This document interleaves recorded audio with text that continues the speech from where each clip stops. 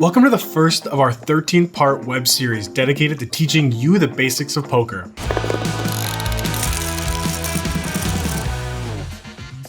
Hey guys, it's Erik here with canadacasino.ca. Before getting into today's video about what you'll need to host the perfect poker night, do me a solid and subscribe to our channel if you haven't already. Basic Poker School is a 13-part web series, and in our first episode, we have to get as basic as you can be. You're basic. And it doesn't get more basic than what you'll need to play. This might sound silly, but the first thing you're gonna need is a standard deck of playing cards, like the ones I have here. Without this, you're pretty much up the creek without a paddle, if you know what I mean. You can buy these anywhere, and if you look online, you'll find out that they come in a real wide variety of designs and layouts, so find one that suits you. Or just keep it simple and buy a standard bicycle deck in red or blue.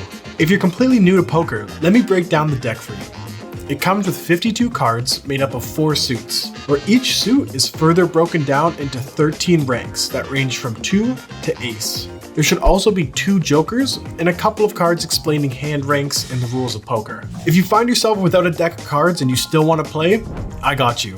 Visit our website at canadacasino.ca, where we've listed casinos and offers for you to play. Other than a deck of cards, there are some other bits you'll need, some more important than others. One, of course, includes somewhere to play. While comfort and style are always something I concern myself with, any flat surface will work for your poker night. Be it the kitchen or dining room table, a coffee table in your living room, even the floor if you're that hard pressed. But if you really want to look like you know what you're doing, you can get a card table like the one we have here with a nice felt surface. The next thing you'll need is chips. No, not these.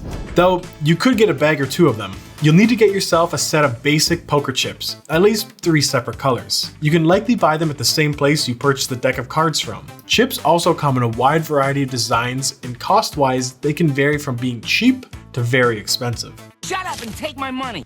My advice? Keep your investment low for the time being, and only invest in a better set if you really enjoy poker.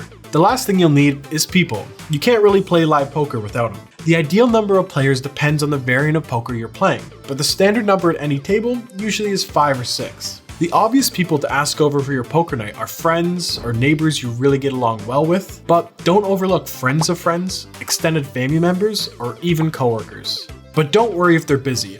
We have a lot of places where you can play online at canadacasino.ca.